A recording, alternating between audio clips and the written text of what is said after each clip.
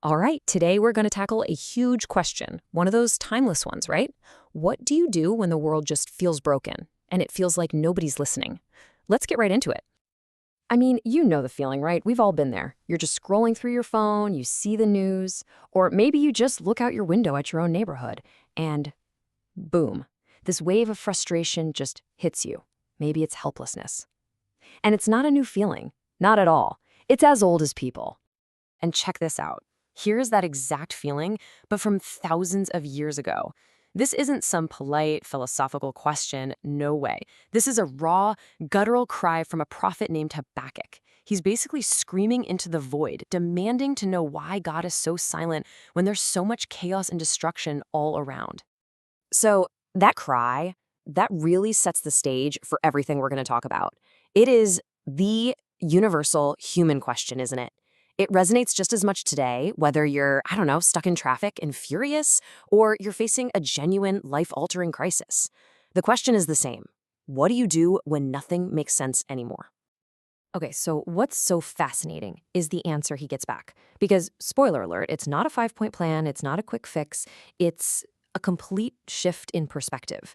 It's a call to live by a certain kind of faith, especially when you have absolutely no idea how or when things will get better.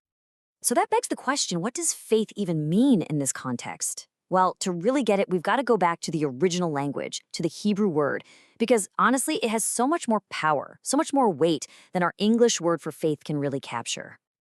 And that word is yumuna. Now, this is not about passively sitting around hoping things just magically get better. Nope. Yumuna is active. It's gritty. It means being steadfast, being loyal, and actively trusting every single day. It's about holding on to a promise, even when there is zero proof in front of your face. Yeah, this really breaks it down, doesn't it? Think about it. Our whole world basically runs on seeing is believing. Show me the proof, then I'll trust you. Imuna flips that script completely. It says that believing is the very thing that gives you the strength to get through all the uncertainty. It's not about waiting for the storm to pass. It's about having the strength to endure the storm.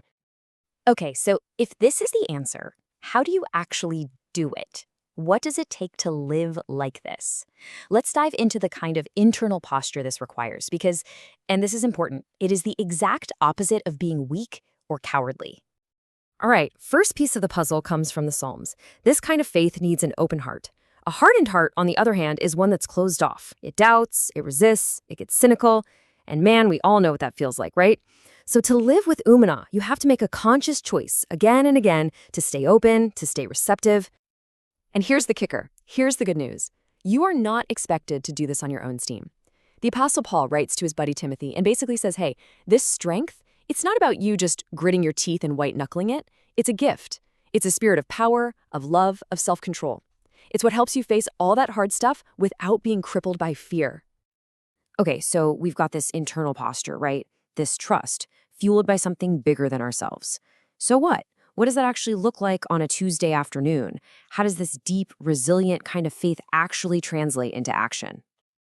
And it's kind of comforting to know that even the original disciples struggled with this, big time. They looked at what Jesus was asking them to do, they looked at themselves, and they realized, uh-oh, we're not going to cut it. So they make this superhuman, super relatable request. Can you just increase our faith? Give us more. But the answer Jesus gives them is a total curveball. He pretty much says, you guys are asking the wrong question. It's not about the quantity of your faith. It's not about having a big tank of it. It's all about the quality, how authentic it is, even if it feels ridiculously small. And then he drops this amazing analogy, the mustard seed. This tiny, almost insignificant little speck. But he says if you have faith, even that small, you can do the impossible. Like telling a huge tree to just uproot itself and throw itself into the ocean. The point is crystal clear.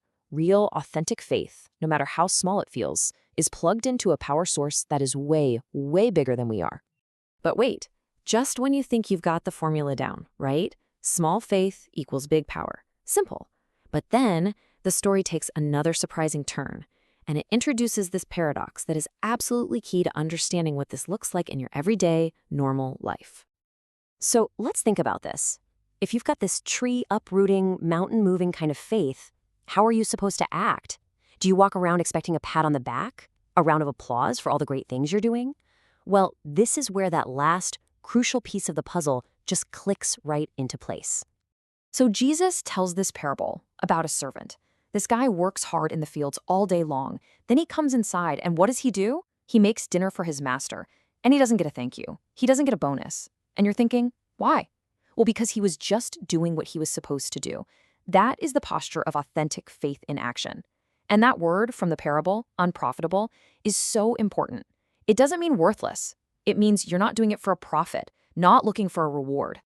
So here's the bottom line, the big takeaway. It's about a total shift in your motivation. Real faith isn't a transaction. It's not about doing good things to rack up points or get praise. It shows up as humble service, as the natural, obvious response to a gift you've already been given. It completely changes the question from, so what do I get out of this, to a simple, quiet, I've just done what I was obliged to do. And look, when you piece it all together, this incredible blueprint just emerges. It all fits. You start with Habakkuk's cry and the call to trust even when it's silent. You need that open heart we heard about in the Psalms. You're sustained by that spirit of power, not fear, from 2 Timothy. And then it all gets expressed through the humble, dutiful service that we see in Luke's gospel. It's a complete picture. And that really leaves us with something to chew on, doesn't it? I mean, we live in a world that is obsessed with recognition, getting the likes, racking up the achievements, building your personal brand. So what if this ancient blueprint is actually right? What if the most powerful, the most world-changing thing you or I could ever do is the quiet, humble duty that nobody ever sees?